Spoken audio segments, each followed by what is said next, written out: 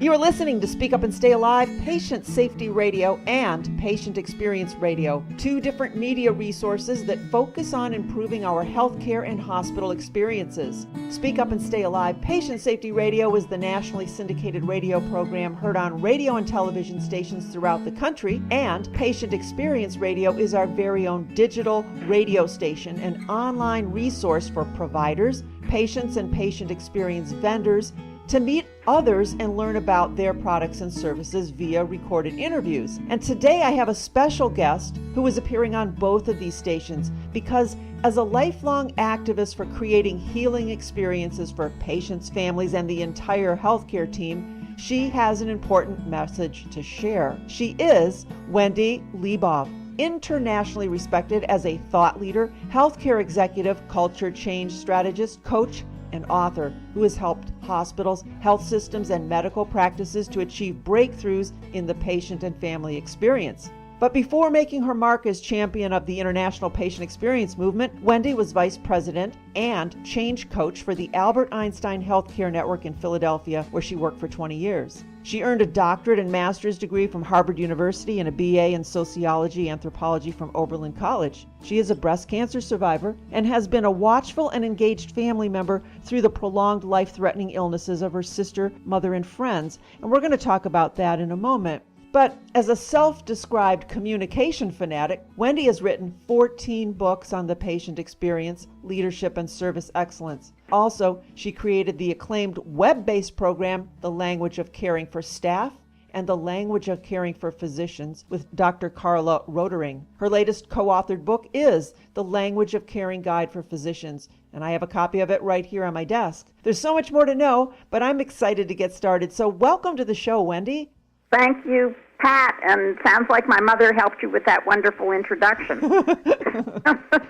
Hey, it's all the truth and more. I'm glad to be here. Oh, thank you so much. We're glad to have you too. Now, I want to give our listeners a bit of a background. Wendy and I were set to do this interview several weeks ago when I received an email from Wendy, sadly stating that she would have to reschedule because her sister was dying and she was spending her last days with her. And throughout that entire time, I often thought about her and wondering how the whole patient-family experience would look to Wendy through her highly experienced lens. I was wondering, was it different for her since she teaches and trains physicians and providers about how to improve the patient experience? Or at a time like that, was she less aware, more aware? So Wendy, if you don't mind, I'd like to jump right in the middle just for a moment before we talk about your company, Language for Caring. As a patient experience professional, what did you come away with or from with the time spent with your sister? I've been involved with my sister during 8 years of her illnesses, ups and downs, really terrible acute illnesses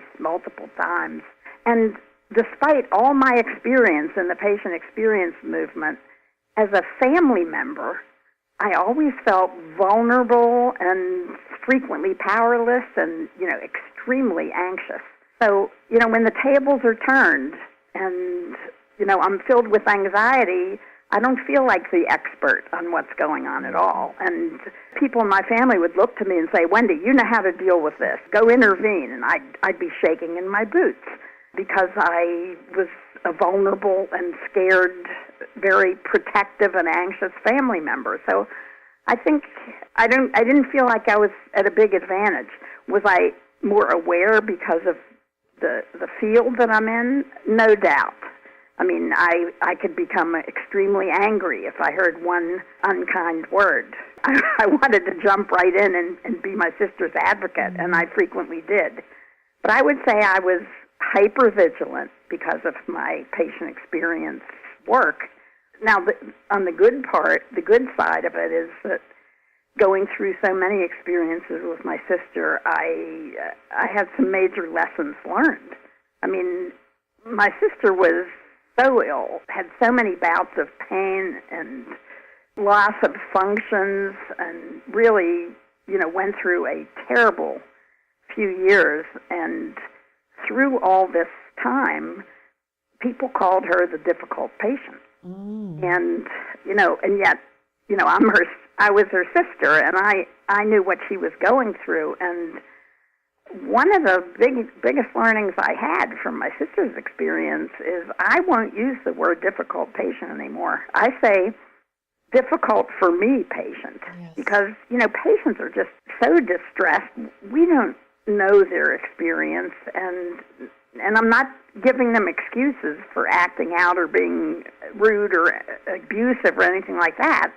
I'm just saying that I think a lot of caregivers have no idea what the patient's going through, and to label them difficult patient, it's like blaming the victim of illness, the person who is out of control and desperate about their own health. So anyway, my experience with my sister, bless her heart, was produced a lot of learning for me that certainly applies to the passion I have for the patient experience. Right. Well, I just want to extend our condolences to you on your sister's behalf. Thank you so much. Yes. I thought of you the entire time. Just felt, wow, she's going through this situation, knowing all the things that she does because she teaches this. I was just very curious to find out if that helped, hindered, or what it did. And what you're saying is exactly what I hear from other physicians when I interview them and speak with them, that once they became the patient, or once a very close family member was the patient, like all bets were off. They no longer felt empowered. They were afraid to ask, and they became just how the normal average person feels. And I'm going to imagine that for you, and especially in your work, this is going to bring a whole another level and a whole level of awareness to you that you may not have had prior. I think it will. Yeah, I do too.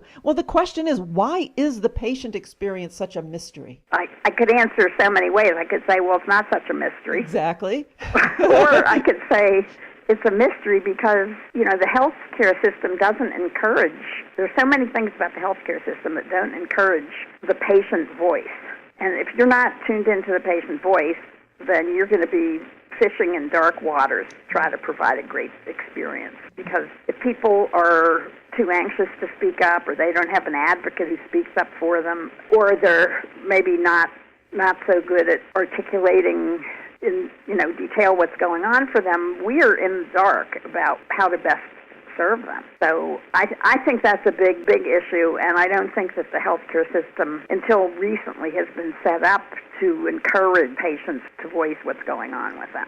I think it's a mystery because we're in the dark about it. Yeah, I agree. Thankfully, we're doing a lot to now do more measurement, to do interviews, to do real-time information collection to find out what's happening with patients, and we're working hard with physicians, nurses, and other staff to ask questions differently so patients do open up, because that's the only way we're going to be able to really meet their needs. Exactly. Ask the patient.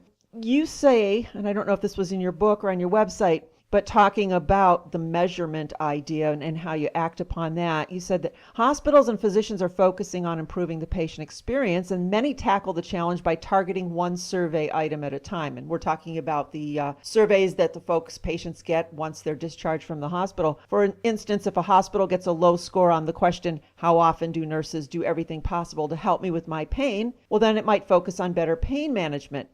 And of course, the survey includes many questions, and focusing on one item at a time leads to a revolving door of strategies that you call tackling one survey item after another, the shotgun approach. And so then you talk about the other method is the bowling approach. So when you bowl, you aim for the sweet spot. Let's talk about that for a minute. Well, the sweet spot is caring communication. If you focus on one goal of helping people speak the language of caring in all of their interactions, what you find is all of those specific survey items go up, because the fact is communication is key to everything, every important outcome.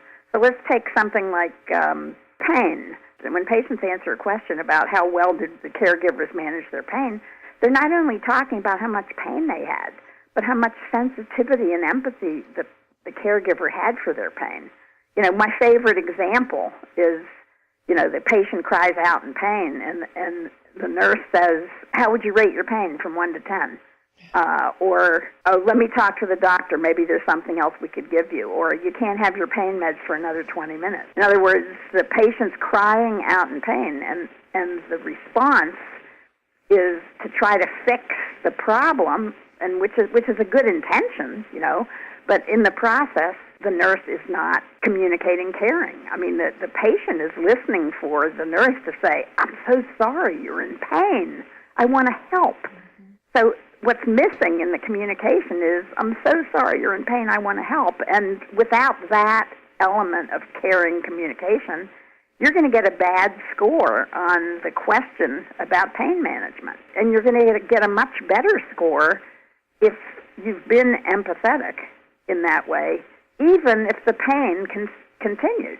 So anyway, that's one example of how the communication affects the score, and that's true with hospital noise and how well your medication was explained to you and all the specific HCAHPS and CGCAHPS survey items. They're all elevated by strengthening communication of caring. So that's the bowling ball, the sweet spot. If you hit that, if you do a good job with caring communication, then all the pins, or in this case, the survey items, are impacted. Right, right. You know, the first thing people ask is, but I am caring, you know, well, how can you imply that I'm not? When I talk about caring communication, I'm assuming people are caring. I don't have any doubt that people who enter healthcare are caring people. The question is their caring coming across? And so caring on the inside and making your caring felt in every interaction, they're two different things. So, and a lot of people don't have the skills for making their caring felt, for expressing their caring. And that's where my focus is. It's assuming people are caring. That's no issue. People mean well. They want to do right by patients and families. How do they make sure that in addition to dealing with the tasks or the business at hand in caring for people, they are also coming across as the caring person they are? Communicating caring, that's what's important. And thinking of that, is there a way for a doctor or a nurse or a healthcare provider to show that they care without using words? Showing caring non-verbally is one of the skills for communicating caring. Among the concrete nonverbal behaviors are, you know, sustaining eye contact. You know, if the patient is upset, screwing up your forehead and looking concerned. Some appropriate use of touch, putting your hand on a person's arm, nodding to show your understanding, matching your nonverbal behavior to the other person's. There are a lot of fine points with communicating caring, and around nonverbal behavior there are lots of fine points. Sure, I would imagine that we're not talking about scripted interactions, but rather having that ability to show how a person feels from the inside out. And I guess that would be empathy, right? Yeah. Absolutely. Yeah. I'm thinking that, you know, in such a task-oriented profession, I'm betting that there's some doctors, nurses, and staff that simply don't know how to express their innermost feelings of caring. And I don't imagine that this is something that is taught very often. How does the language of caring and you and your group, how do you address that? Well, first of all, on top of people not feeling sure that they know how, there's also the instant retort, we don't have time. Right.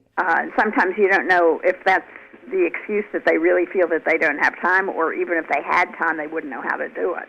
In both cases, whether they don't know how or they think they don't have time, one of the critical skills for coming across as caring is mindfulness. And with physicians and with all staff, you know, one of the critical skills that we address is helping people, you know, develop the muscle and the routine of giving the patient their full, undivided attention for those precious moments when they're actually interacting, you know, which is, you know, verbal and nonverbal, but really, you know, quieting your racing mind, making eye contact, really tuning in and tuning into the person's words and nonverbal behavior so you don't, you know, miss cues or anything like that. So that's one of the skills for helping people communicate their caring. And then there are lots of verbal skills, acknowledging people's feelings. You know, gee, you sound upset, or gee, you look relieved. This is great news that your biopsy was clear. Another important skill in the language of caring is expressing appreciation. A lot of people don't realize the tremendous impact, how you can transform a situation by saying positive things to the person especially when they might be expecting you to say negative things. So let's say a patient's daughter complains about your treatment of her father. And, of course, if you get defensive, the daughter's going to get angrier. But if you said instead, I'm so glad you spoke up, and I appreciate what a great advocate you are for your dad. Now let's see what I can do to make things better for you and your dad. And then that's just a transforming thing to hear, being met with appreciation in situations where you don't expect it. So those are just some concrete examples of how we help people communicate their caring, so they're giving equal time to caring communication instead of heavily focusing on just the tasks or activities that they're doing. Right. I like that idea that you talk about the mindful practice for physicians, because I think about say just in a doctor's office where the doctor rushes in and out of all of these rooms and looks at the chart real quickly, and you know that he's got to be or she's got to be thinking about the previous room as he or she enters your room, and how they might not be totally present there with you. And you get that feeling sometimes as a patient. So if the doctor could just come in and just take a deep cleansing breath and, like you said, make some eye contact and be mindful right in that moment with you. Yeah, and Pat, what's made that even more challenging to physicians is the use of computers and electronic medical records. Thank you. Physicians running in and out. Yep. And they might sit and they're staring at a computer and losing the connection with you. So there's some best practices that were identified in research at Kaiser Permanente about how does the physician or the nurse use the computer and remain patient-centered, and so there's skill in that too. And that the best practices turns out to be big news to people. They don't realize that if you try to pay attention to the patient at the same time that you're reading or entering information into the medical record, the patient feels like chopped liver. Yep. Like, hello, I'm the patient. Excuse me. And what works so much better is being fully mindful to the computer than fully mindful to the patient. So when you're actually talking to the patient or the patient's talking to you, you need to be completely focused on the patient as if they're the most important person in your world at that time. And then say, excuse me a moment, I want to jot that down here in your record so I don't forget.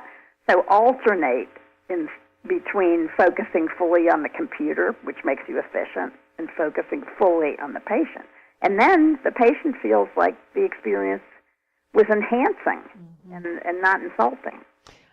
You must be reading my mind, because I was going to say that was going to be my next question to you, that how can you be mindful now that technology has entered the healthcare scene, and what should providers do to perhaps engage differently? And you answered that question really well. I can't tell you how many times I've had a doctor appointment and I know the freckles on the top of the guy's head, but I don't know what color his eyes are. Yeah, they don't even say goodbye. They don't walk them to the door. They're just turning and typing while the patient is kind of thinking, are you done with me? Do I just walk out? Where do I go? Yeah, don't let the screen door hit you on the way out. Exactly.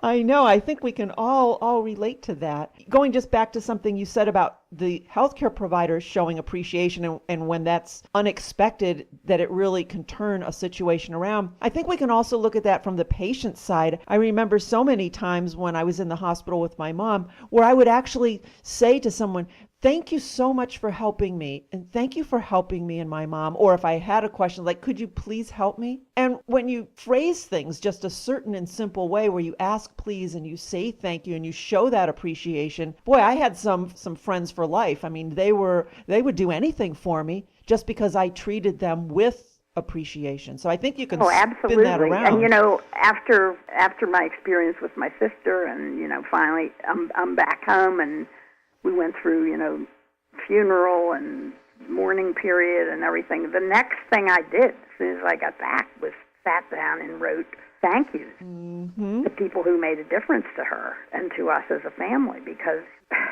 their whole souls were involved in taking care of my sister, and I so deeply appreciate it. And I thought, I can't let this moment pass. These people were giving their all. Yes. And, I want to stop and take the time to say thanks. So, appreciation is just so powerful. It is. It is so powerful. And simple. Yeah. Yeah. Now that kind of leads me to something else I read about. You were talking about heart, head, heart. Explain that to us. We already talked a little bit about how, people tend to be task-oriented. Mm-hmm. And frequently, if you were to listen to eavesdrop on interactions, most of what people are saying is what I call from the head. It's rational, it's about information, it's about the tasks or activities that they're involved in. And frequently, there's no content happening that's from the heart. So back to my pain example, how would you rate the pain? The patient's crying out in pain. The nurse says, how would you rate the pain from 1 to 10? That's head communication. Or I'll see if the doctor has another idea. That's head, not heart. Whereas, I'm so sorry you're in pain, I want to help, is pure heart. So the heart, head, heart communication, actually, it's kind of gimmicky, but it's helpful to remember. I think of it as a sandwich. Mm-hmm. It's the ideal way to communicate. It's to start with heart, then move to the head messages, and then close with heart. And if you communicate in a heart, head, heart way, or using the heart, head, heart sandwich, people really know you care, and quickly, because heart just takes a sentence here and a sentence there, and you're dealing with the business at hand. Right, right. That, to me, is a complete, effective communication. It is. It's a great sandwich. I like it. Works with kids, too. Kids and spouses and mother-in-laws and everybody. Isn't that the truth? I have to think about that. Heart, head, heart. I'll remember that great sandwich there. And thinking about that, so many encounters are just head, head, head. And a lot of times that happens with the very first experience that the patient has with the phone call. Let's talk about the telephone just for a moment and first impressions. Sometimes you call the doctor's office and, oh my gosh, you don't even want to show up because the response that you get just doesn't feel warm and welcoming. The person frequently comes across as, being very busy and wanting to get right to the beef. Mm-hmm. And again, heart, head, heart would work so much better. Good morning. Thank you for calling. Right. Tell me, how can I help you? So that's so far heart, then head.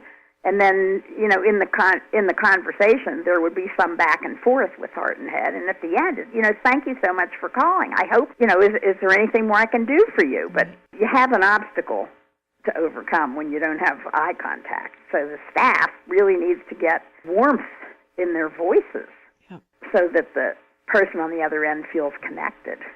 No, I can see that. And even if you just smile when you're speaking, you might not have to see the person, but you can hear a smile. You can. And you really can. You really can. I agree. And I think tone is what it's all about. And also mindfulness, because a lot of people on the phone, they know they're not being seen. Yep.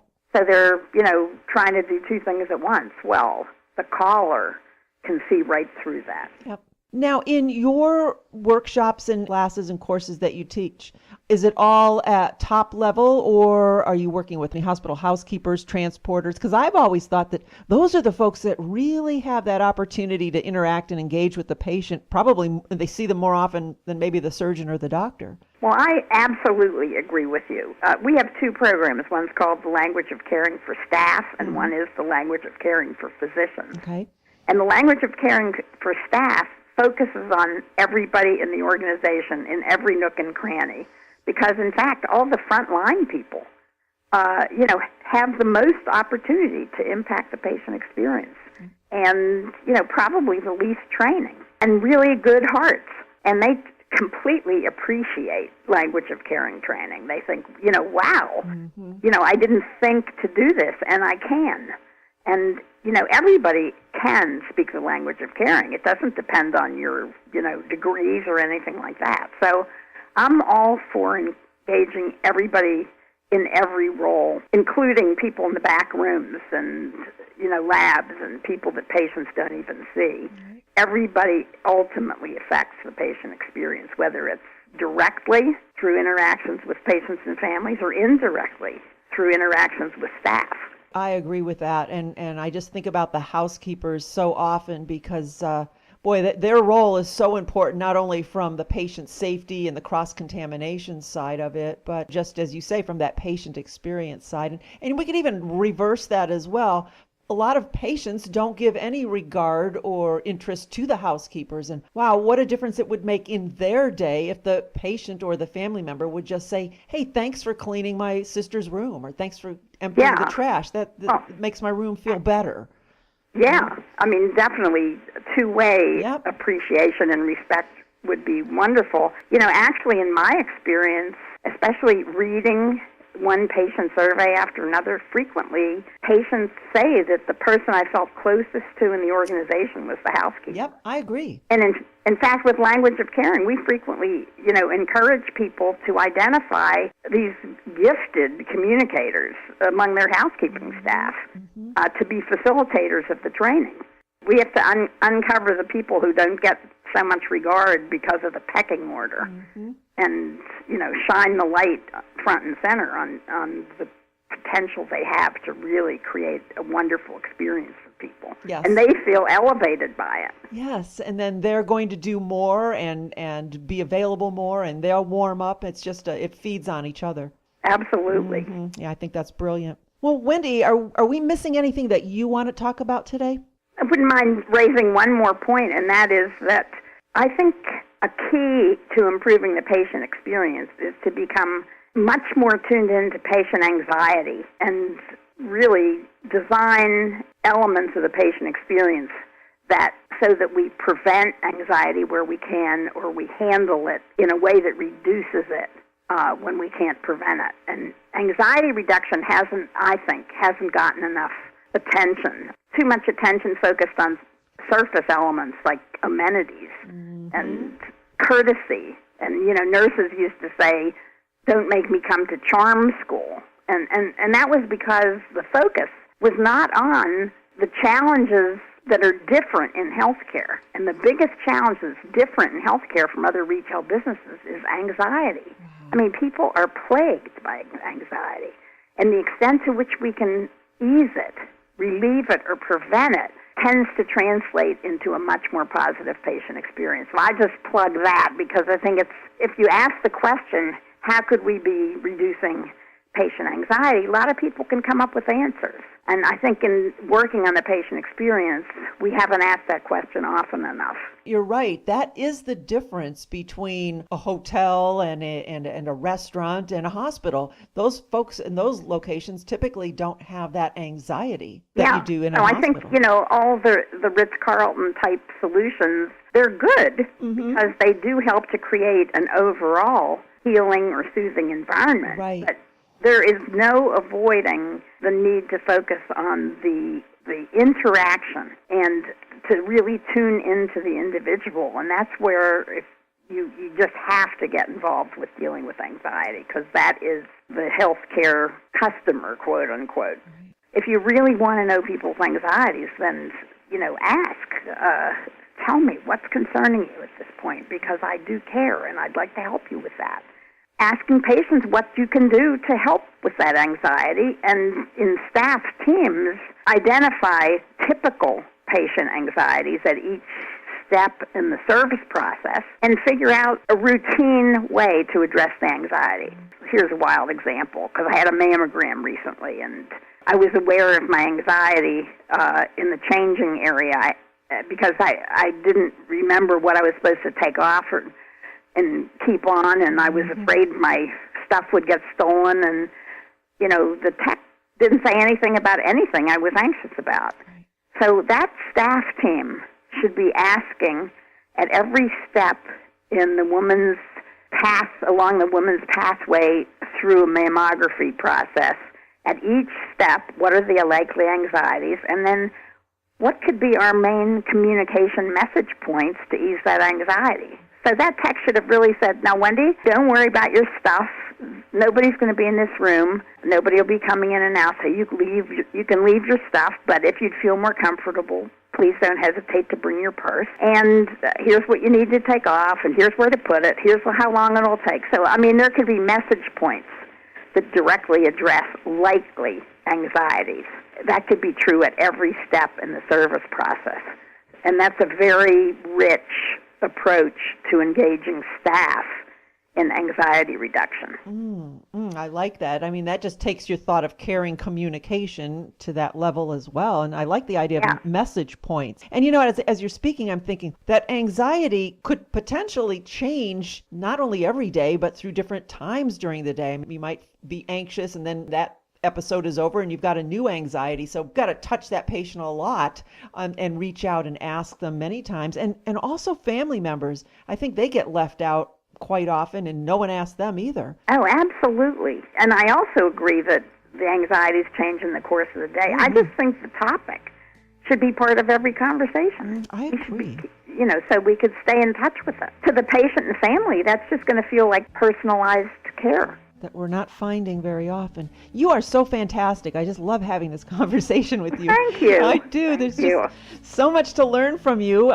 But let's You're a fun interviewer too, loaded with energy. Oh, thank you. I have the passion as well, and I'm very interested to make things better. And when I meet somebody like yourself, it's like, oh, I could just spend a couple days with you talking and thinking about these things. It's exciting to brainstorm. Well, likewise. Thank you. Well, thank you. Well, now, where can our listeners find out more about you and what you do in the Language of Caring? Well, our website is www.languageofcaring.com.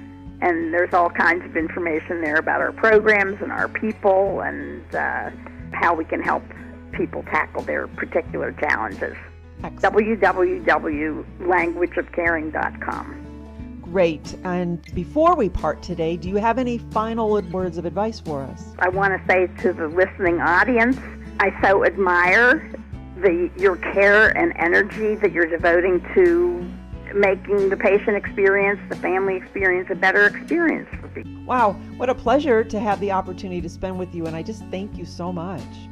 Oh, my pleasure. And folks, you'll find this interview on both websites, speakupandstayalive.com and patientexperienceradio.com, so you can find them both there. So head to those sites and please be sure to share with your friends. And remember to also pay a visit to languageofcaring.com.